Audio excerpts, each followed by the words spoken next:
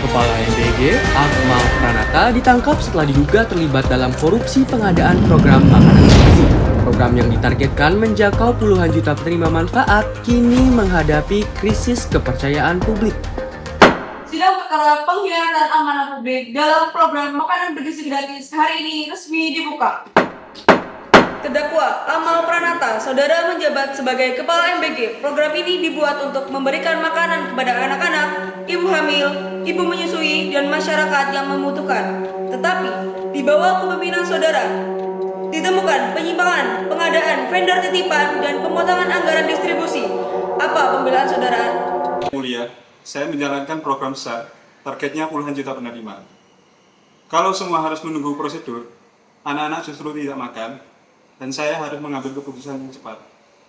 Keputusan yang cepat itu bukan berarti keputusan yang gelap. Dan anak-anak tidak boleh dijadikan alasan untuk membenarkan korupsi. Terdakwa mengatakan program ini terlalu besar untuk dikelola secara ideal. Justru karena besar, program ini tidak boleh dikelola secara gelap. Targetnya 82,9 juta penerima MBG.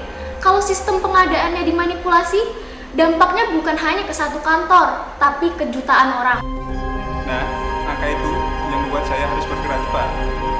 Bergerak cepat bagaimana yang Anda maksud? Bergerak cepat itu bukan berarti memilih vendor tanpa transparansi. Bergerak cepat bukan berarti memakai uang rakyat seolah-olah itu uang pribadi. Ini semua karena Anda tidak menerapkan Pancasila sebagai ideologi terbuka. Saudara Cia, menurut Anda, apa hubungannya kasus ini dengan Pancasila sebagai ideologi terbuka? Jadi, di era sekarang, sila keempat itu muncul sebagai sistem pengambilan keputusan yang bisa diaudit. Musyawarah itu bukan cuman rapat tertutup terhadap pejabat, tetapi musyawarah modern itu berarti terbuka, audit independen, dan ruang publik untuk mengawasi kebijakan. Terdakwa bisa lihat piring ini sebagai contoh. Bagi saudara ini mungkin hanya satu porsi dalam laporan distribusi. Tapi bagi anak yang berangkat sekolah tanpa sarapan, ini bisa menjadi alasan dia kuat belajar sampai siang.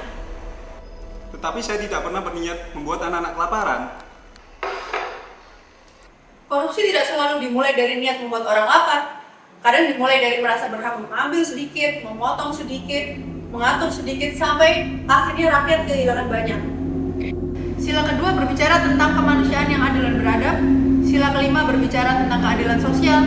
Tetapi dalam kasus ini saudara bukan hanya melanggar prosedur, tetapi saudara juga mengubah hak rakyat menjadi peluang pribadi. Kalian bicara Pancasila seolah-olah negara bisa berjalan dengan kalimat indah. Di lapangan, semua butuh uang, jaringan, dan keputusan yang cepat. Pancasila tidak memberi saya vendor, Pancasila tidak membangun dapur, Pancasila juga tidak mengirim makanan. Negara itu tidak bisa berjalan hanya dengan Pancasila saja. Apa yang Anda sampaikan ada benarnya, tetapi Pancasila tidak mengirimkan makanannya dengan tangan sendiri, tetapi Pancasila memberikan batas agar orang yang mengirim makanan tersebut tidak mencuri hak penerimanya. Memang Pancasila itu tidak menggantikan sistem, tapi Pancasila mengarahkan sistem tersebut. Pancasila juga tidak menghentikan hukum, Pancasila memberi jiwa pada hukum. Pancasila disebut ideologi terbuka bukan karena nilainya bisa diganti sesuai kepentingan para pejabatnya. Nilai dasarnya tetap ada, ketuhanan, kemanusiaan, persatuan, kerakyatan, dan keadilan sosial tidak berubah. Yang berubah adalah cara kita dalam berpikir dan cara menerapkannya. Dulu pengawasan mungkin cukup ya dengan laporan manual saja, tapi sekarang saya rasa apalagi untuk program sebesar MBG ini, nilai Pancasila harus ditetapkan mengikuti sistem sekarang. Misalnya seperti dashboard anggaran, audit digital, pelacakan distribusi, transparansi vendor, sampai ke pelindungan pelapor. Dulu keadilan sosial mungkin dibayangkan sebagai pemerataan bantuan. Tapi sekarang, keadilan sosial juga berarti memastikan bantuan itu tidak bocor di tengah jalan. Jadi, Saudara Akmal, saya bertanya, pertanyaannya, benarkah Anda sebagai pejabat bekerja dalam sistem yang tidak berlandaskan Pancasila? Karena terdakwa terbukti bersalah dan tidak bisa memberikan bukti yang cukup jelas dan menimbang bahwa terdakwa telah menyalahgunakan amanah program sosial, menimbang bahwa tindakan terdakwa merusak kepercayaan publik, menimbang bahwa korupsi dalam program makanan bergizi merugikan kelompok yang seharusnya dilindungi oleh negara, maka majelis menyatakan terdakwa bersalah secara hukum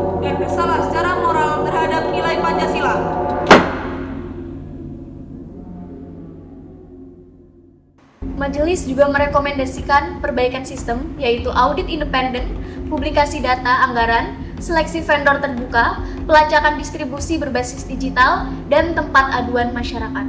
Distribusi makanan tidak boleh berhenti, yang harus dihentikan adalah sistem yang membuat hak rakyat bisa dicuri.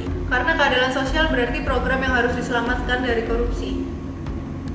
Karena terdakwa terbukti bersalah dan tidak bisa memberikan bukti yang cukup jelas dan menimbang bahwa terdakwa telah menyalahgunakan amanah program sosial, menimbang bahwa tindakan terdakwa merusak kepercayaan publik, menimbang bahwa korupsi dalam program makanan bergizi gratis merugikan kelompok yang seharusnya dilindungi oleh negara, maka majelis menyatakan terdakwa bersalah secara hukum dan bersalah secara moral terhadap nilai Pancasila. Dengan ini terdakwa terpidana selama 15 tahun penjara, denda 30 miliar rupiah dan perampasan aset pribadi.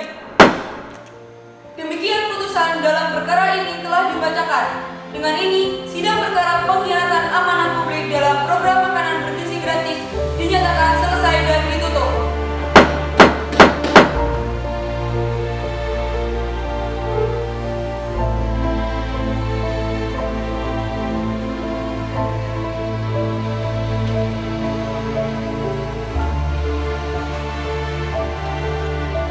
Pancasila tidak gagal hanya karena ada pejabat yang korup. Yang gagal adalah manusia yang menjadikan Pancasila sebagai slogan, tapi menolak menjadikan batas moral. Pancasila sebagai ideologi terbuka mampu menjawab zaman karena nilainya tetap, sementara penerapannya bisa bergerak mengikuti masalah baru, korupsi digital, krisis data, manipulasi pengadaan, dan hilangnya kepercayaan publik. Sepiring makanan bukan hanya sekedar nasi dan lauk, di dalamnya ada uang rakyat, kerja petani, tenaga juru masak, harapan orang tua, dan hak seorang anak. Maka, problem solver hari ini adalah sistem yang transparan, hukum yang berjalan, data yang terbuka, dan keberanian untuk berpihak kepada rakyat.